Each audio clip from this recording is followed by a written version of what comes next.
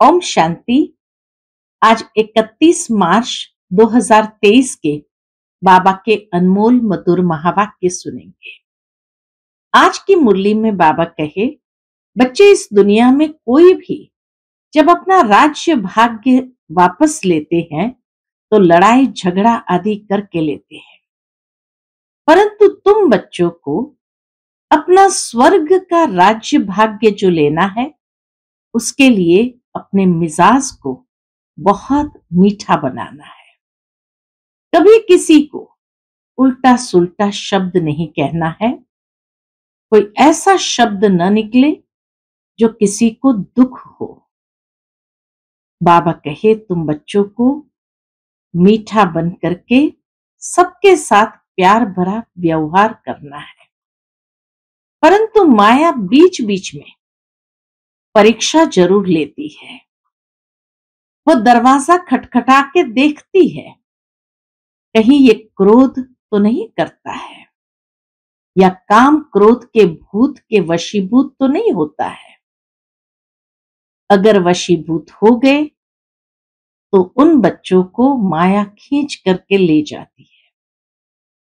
परंतु बाबा कहे, वह बच्चे जो अडोल रहते हैं वो तभी अडोल रह सकते हैं ऐसी परीक्षाओं के बीच भी, कि जब वो बाप को निरंतर याद करते हैं, अपने अंदर ज्ञान और योग का बल इकट्ठा करते हैं और सदा खुशी में रहते हैं। वही माया की इन सब परीक्षाओं को सहजता से पार कर सकते हैं। तो सुनते हैं आज के बाबा के अनमोल मधुर महावाक्य। ओम शांति। मीठे बच्चे, अपना मिजाज बहुत मीठा बनाओ। भूले चुके भी किसी को दुख मत दो। भूले चुके भी किसी को दुख मत दो। बुरे वचन कहना, क्रोध करना, डांटना, ये सब दुख देना है। आज की मुरली से प्रश्न है, माया बच्चों की परीक्षा किस रूप में लेती है? उस परीक्षा में अडोल रहने की विधि क्या है? उत्तर, मुख्य परीक्षा आती है काम और क्रोध के रूप में। यह दोनों मुश्किल ही पीछा छोड़ते हैं। क्रोध का भूत घड़ी घड़ी दरवाजा खटकाता है, देखता है ये कहां भौं भौं तो नहीं करते हैं। अनेक प्रकार के तूफान दीपक को हिलाने की कोशिश करते हैं। आत्मा रूपी दीपक को हिलाने की कोशिश करते हैं। इन परीक्षाओं में अडोल रहने के लिए क्या चाहिए? एक सर्वशक्तिमान बाप से योग रखना है। अंदर खुशी के नगाड़े बजते रहे। ज्ञान और योग बल ही इन परीक्षाओं से पास करा सकता है। आज की मुरली से पहले गीत बजा है, निर्बल की लड़ाई बलवान से। ओम शांति। बच्चे समझते हैं और बाप भी समझाते हैं कि तुम फिर से आए हो पारलौकिक बाप के पास, और सब है लौकिक बाप। यहां है सब आसुरी बुद्धि, सतयुग में है दैवी बुद्धि। आसुरी के बाद फिर दैवी जरूर बनना है। आसुरी और दैवी, पतित और पावन में फर्क बहुत है। तुम जानते हो हम पावन थे, फिर रावण ने पतित बनाया है। अभी फिर बाप द्वारा हम फिर से पावन दुनिया का वर्षा ले रहे हैं।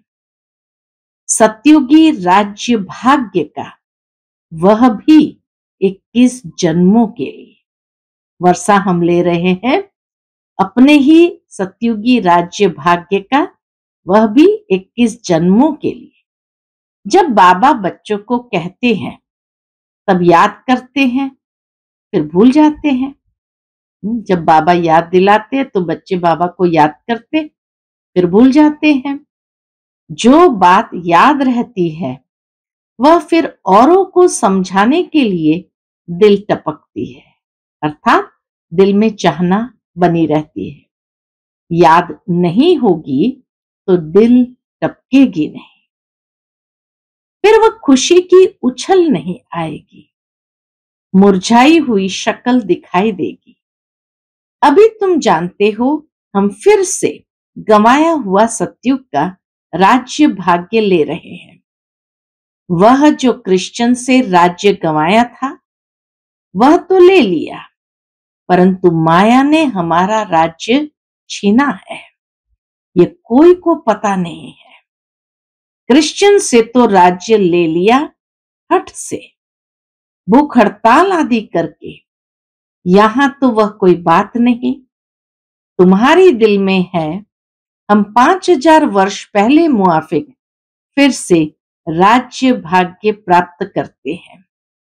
बाप की श्रीमत पर चलने से हम फिर से अपना राज्य भाग्य प्राप्त करते हैं। कैसे? बाप की श्रीमत पर चलने से। इसमें तलवार आदि कुछ भी चलाने की मत नहीं देते।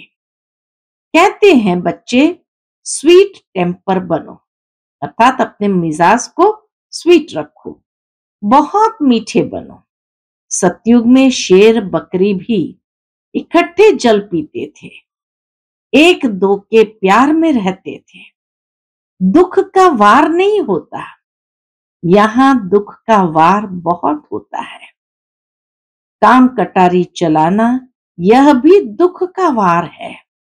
किसको बुरे वचन कहना व क्रोध करना, डांटना, यह भी दुख देना है। बाप कहते हैं किसको भी यह दुख नहीं देना है। अपना मिजाज बहुत मीठा बनाओ, भूले चुके भी दुख देने का काम नहीं करो। श्री कृष्ण के लिए कहते हैं इतनी रानियों को भगाया, तो भी कहते हैं भगाया सुख देने के लिए। अभी तुम समझ गए हो श्री कृष्ण की बात नहीं है, ये श्री कृष्ण की बात ही नहीं है। भागवत के साथ गीता का, गीता के साथ फिर महाभारत लड़ाई का कनेक्शन है। अभी वही संगम युग है। श्री कृष्ण का तो नाम ही नहीं। श्री कृष्ण की राजधानी है सतयुग में। श्री कृष्ण ने कोई पतित को पावन बनाने के लिए कभी राखी नहीं बांधी। श्री कृष्ण ने कभी कोई को पतित को पावन बनाने के लिए राखी नहीं बांधी। यह है पतितों को पावन बनाने का उत्सव। राखी त्योहार है पतितों को पावन बनाने का उत्सव। सो तो पतित पावन परमात्मा ही है ना, न कि श्री कृष्ण। श्री कृष्ण का जन्म तो सतयुग में हुआ, वहां तो कंस, रावण, सुपर्णखा आदि हो न सके। यह इस समय है आसुरी संप्रदाय। इन सब बातों को तुम अभी समझते हो, तुम्हारी बुद्धि में है। हमने बेहद के बाप से अनेक बार राजयोग सीखा और 21 जन्म राज्य पद पाया है, फिर माया से राज्य भाग्य कमाया है। जो माँ बाप दादे के दिल पर चढ़े हुए बच्चे हैं वह तख्त नशीन बनेंगे। जो माँ बाप दादे के दिल पर चढ़े हुए बच्चे हैं वही तख्त नशीन बनेंगे। जो फरमान वरदार नहीं वह क्या पद पाएंगे। पद पाना चाहिए सूर्यवंशी, नहीं तो पाए पैसे के दास दासी जाकर बनेंगे। बाप दादा की आज्ञा पर नहीं चलते हैं। ब्रह्मा की मत भी मशहूर है। शिव बाबा की मत पर चलो, नहीं तो बाबा कहे ब्रह्मा की मत भी मशहूर है, उस पर चलो। तो बाप दादा की आज्ञा पर नहीं चलते हैं। ब्रह्मा की मत भी मशहूर है, शिव बाबा की श्रीमत भी मशहूर है। तो ब्रह्मा और शिव बाबा के साथ उन्हों के औलाद की भी मत मशहूर होनी चाहिए।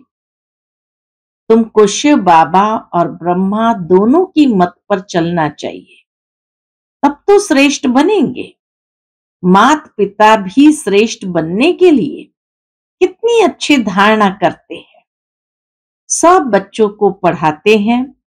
मुरली सब बच्चों के पास जाती है। इनका पाठ ही है पढ़ाने का। कई बच्चे ऐसे भी हैं जो माँ बाप से भी अच्छा पढ़ाते हैं। शिव बाबा की तो बात ही ऊंची ठहरी। शिव बाबा की बात तो कितनी उच्च है, परंतु मम्मा बाबा से भी इस समय बच्चे होशियार है। बल संपूर्ण तो कोई बना नहीं है। इस समय संपूर्ण तो कोई बना नहीं है। कुछ न कुछ कांटे भी लगते हैं। माया का वार होता है। दीवे को तूफान लगते हैं। जितना ज्ञान और योग में रहेंगे तो इस वृत्त से तुम्हारी ज्योति जगी रहेगी। कोई दीपक में दृत थोड़ा कम हो जाता है तो लाइट कम हो जाती है। कोई का दिया बहुत अच्छा जलता रहता है। आत्मा रूपी दीवे को ही तूफान लगता है। तूफान तो लगेंगे। बाबा कहे तूफान तो लगेंगे। बाबा कहते हैं नंबर 1 अनुभवी मैं हूं। ब्रह्मा बाबा नंबर 1 अनुभवी है। रुस्तम से जरूर माया रुस्तम होकर लड़ेगी। बाप समझाते हैं, हे दीवे, ऐसे ऐसे तूफान आएंगे, परंतु कर्मेंद्रिय से कोई पाप कर्म नहीं करना।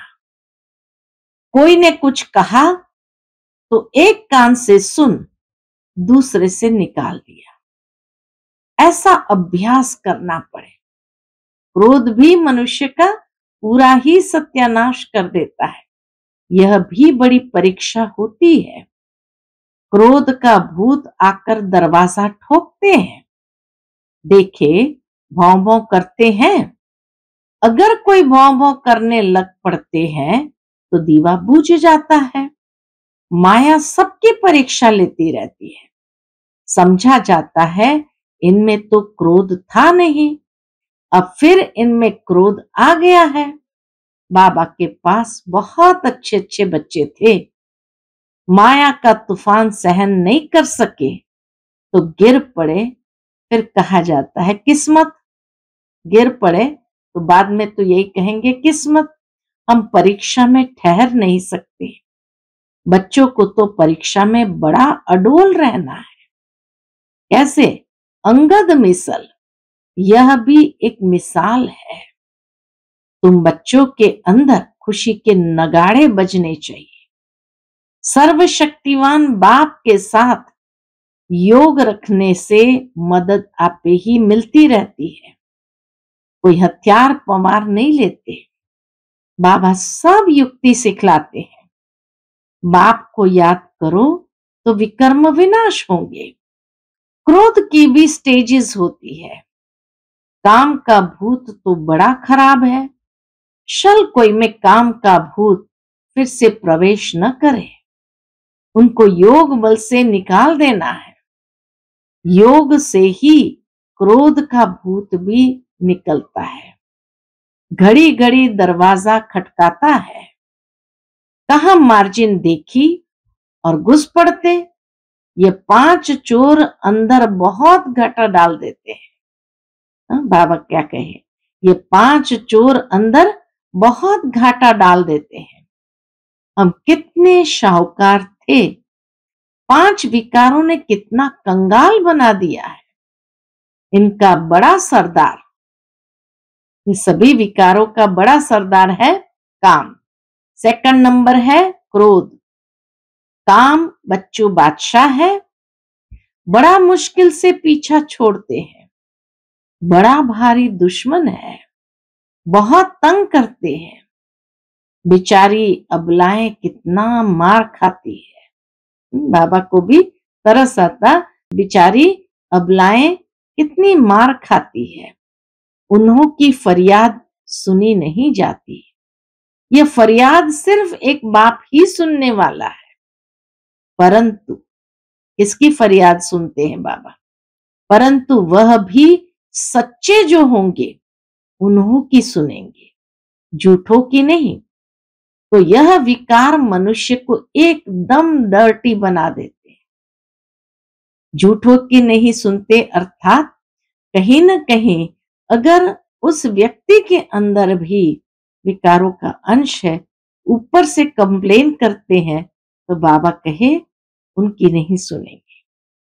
तो ये विकार मनुष्य को एकदम डर्टी बना देते हैं। क्रोध की बीमारी उथल पड़ी तो क्रोध अपना भी सत्यानाश कराते हैं, दूसरे की भी खुराक बंद हो जाती है। हंगामा होता है तो बाप से जो खुराक लेने आते हैं, उन्हों का वह बंद हो जाता है, उन्हों पर बंधन आ जाता है। फिर उनकी अविनाशी भविष्य जन्म जन्मांतर की आजीविका बंद हो जाती है। ऐसे जो परमपिता परमात्मा से वर्षा लेने में विघ्न डालते हैं, उन पर कितना पाप पड़ेगा, बात मत पूछो। वह जैसे कि अपने ऊपर कृपा के बदले श्राप डालते हैं। वो आत्माएं जैसे अपने ऊपर श्राप डालते हैं।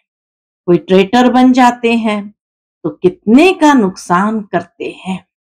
भविष्य हीरे जैसा जीवन बनाने में रुकावट पड़ती है। इसलिए बाप कहते हैं, महापापी, महाबेसमझ, महाकंबख्त देखना हो तो यहां देखो। कोई अखबार में उल्टा सुल्टा डाल देते हैं तो बेचारी माताओं पर कितनी आपदाएं आ जाती है। जानते हुए और फिर कुछ करते हैं तो उन पर धर्मराज की कितनी मार पड़ेगी। बाप कहते हैं, ऐसा काम कोई नहीं करे जो ट्रेटर बने और अबलाओं पर अत्याचार हो। उनको गाजी भी कहा जाता है। बाबा कहे, उनको टाइटल क्या दिया, उनको गाजी भी कहा जाता है। माथे में खून का टेम्परेचर चढ़ जाता है तो फिर तलवार उठाकर मारने लग पड़ते हैं। फिर उनको फांसी पर चढ़ा देते हैं। यहां भी ऐसे बन पड़ते हैं। कोई में क्रोध का भूत आ जाता है तो कितनों की आजीविका बंद कर देते हैं। बाप कहते हैं, ऐसे के लिए फिर बहुत कड़ी सजा है। जो ट्रेटर बन विघ्न डालते हैं, उनके ऊपर बड़ा पाप चढ़ता है। इसीलिए तो कहा जाता, चढ़े तो चाखे वैकुंठ रस, गिरे तो एकदम चकनाचूर। या तो वैकुंठ का मालिक या तो नौकर चाकर ऐसा काम जो करेगा तो इतना ही पाप आत्मा भी बनेगा। बहुतों को दुख देने के निमित्त बन जाते हैं। बाबा को तरस पड़ता है। माताओं का तो रिगाड़ रखना है। वंदे मातरम गाई जाती है, वंदे मातरम गाई जाती है। बाप आकर कलश माताओं पर रखते हैं। उन पर अत्याचार बहुत होते हैं तो सिक्के लदे बच्चों को मदद बहुत देनी चाहिए। अगर कोई मदद के बदले और ही उल्टा काम करते हैं तो कितना नुकसान हो जाएगा। बहुत सपूत बनना है, बाबा का सपूत बच्चा बनना है, असुर को देवता बनाना है। बाबा तुम्हारा जीते जी नया चित्र बनाते हैं। अभी संगम पर बाबा हमारा जीते जी नया चित्र बनाते हैं। आर्टिस्ट लोग चित्र बनाते हैं ना, फिर जो बहुत अच्छा बनाते हैं उनको इनाम मिलता है। ये बाप कहते हैं, मैं ज्ञान और योग बल से तुम्हारे चित्र ऐसे बना रहा हूं जो तुमको ये शरीर छोड़ने के बाद एकदम फर्स्ट क्लास शरीर मिल जाएगा। ऐसा चित्र बाबा हमारा बना रहे। कैसे? चरित्र से। जो बाबा कहे यहां से शरीर छोड़ा तो एकदम फर्स्ट क्लास शरीर मिल जाएगा, तो मनुष्य से देवता बन जाएंगे। ज्ञान योग बल से तुम कितने गोरे बन जाते हो। बाबा जैसा फर्स्ट क्लास कारीगर कोई होता नहीं। ये बाप का ही काम है मनुष्य को देवता बनाना, यह है नंबर 1 सर्विस, जिससे सारी दुनिया पलट जाती है। उस स्वीट फादर को कोई जानते नहीं, सर्वव्यापी कह देते हैं। मनुष्य की बुद्धि में यह भी नहीं है कि यह नर्क पतित दुनिया है। यह सिर्फ तुम बच्चों की ही बुद्धि में है। बड़े बड़े करोड़पति, सबका धन मिट्टी में मिल जाएगा, बड़े दुखी हो मरेंगे। आजकल तो बड़े बड़े आदमियों को भी मारते रहते हैं। दुश्मनी कड़ी हो जाती है तो बात मत पूछो, बड़ा खराब समय आना है आगे, और भी बहुत खराब समय आना है। अब तुम बच्चे पुरुषार्थ कर रहे हो भविष्य के लिए, और कोई भी भविष्य के लिए पुरुषार्थ नहीं करते हैं। पुरुषार्थ में फिर माया भुला देती है, फिर जैसे के वैसे बन जाते हैं। माया एकदम मुंह फेर लेती है, इसलिए बहुत संभाल करनी है। माया क्या करती है? एकदम मुंह फेर देती है, इसलिए बाबा कहे बहुत संभाल करनी है। जितना हो सके खुशी से बाबा को याद करना है। हम बाप से 21 जन्म सुख का फिर से वर्षा ले रहे हैं। बाप को याद करने से खुशी होगी। वह इन आंखों से महल आदि देखते हैं तब खुशी होती है। तुम दिव्य दृष्टि से अथवा ज्ञान के तीसरे नेत्र से जानते हो कि हम बाप से सदा सुख का वर्षा लेते हैं। अगर बाप की मत पर चलेंगे तो सावधान तो करते रहते हैं, बच्चे श्रीमत पर बहुत मीठे बनो, चुप रहो और बाप को याद करो। मीठे बनो, चुप रहो यानी साइलेंस में रहो और बाबा को याद करो। तुम बच्चों जैसा सौभाग्यशाली इस सृष्टि पर कोई नहीं है। तुम स्वर्ग का मालिक बनते हो, वहां बड़ा सुख है, यह भी जानते हो।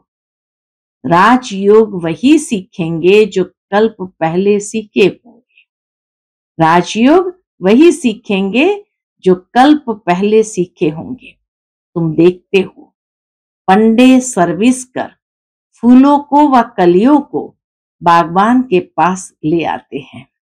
बाबा के बच्चे फूलों को कलियों को बागवान के पास ले आते हैं, फिर उन्हों की सर्विस की आफरीन भी मिलती है।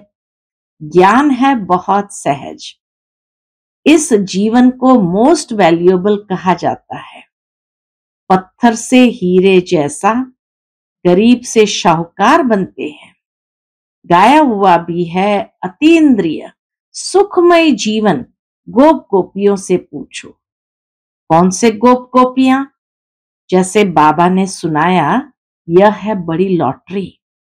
बाप स्वर्ग का रचयिता है, तो बाप और स्वर्ग को याद करना बहुत सहज है।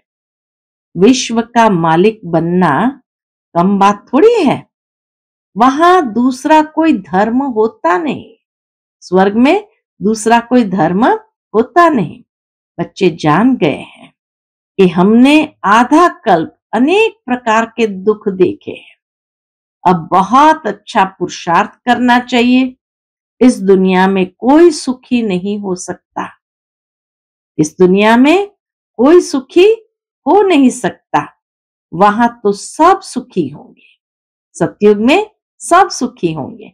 ऐसे सुख के राज्य में ऊंच पद पाने में मजा बहुत है।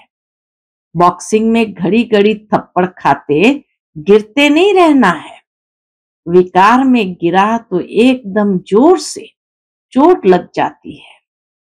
क्रोध भी बहुत खराब है। घड़ी घड़ी चोट नहीं खानी चाहिए, नहीं तो गिर पड़ेंगे। अच्छा, मीठे मीठे सिकिलदे बच्चों प्रति माता पिता बाप दादा का याद प्यार और गुड मॉर्निंग। रूहानी बाप की रूहानी बच्चों को नमस्ते। हम सब रूहानी बच्चों की रूहानी माता पिता बाप दादा को याद प्यार गुड मॉर्निंग और नमस्ते, नमस्ते, शुक्रिया बाबा, शुक्रिया। आज की मुरली से धारणा के लिए मुख्य सार है, पहली पॉइंट, ऐसा कोई भी कर्म नहीं करना है जो अपने ऊपर कृपा के बजाय श्राप आ जाए। कोई भी भूत के वश हो ट्रेटर कभी नहीं बनना है। दूसरी पॉइंट, श्रीमत पर बहुत बहुत मीठा बनना है। चुप रहना है, बहुत मीठे मिजाज से बात करनी है, कभी काम या क्रोध के वश नहीं होना है।